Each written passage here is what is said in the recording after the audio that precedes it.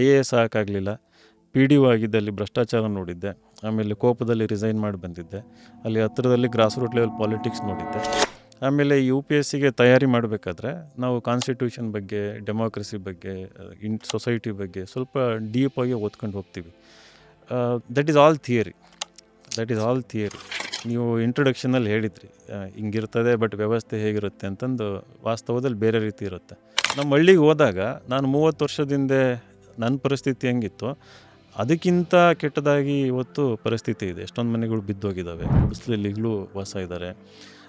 Literally ನನ್ನ ಪ್ರಕಾರ you visit any village 50-60% toilet ಇವತ್ತೂ ಇಲ್ಲ.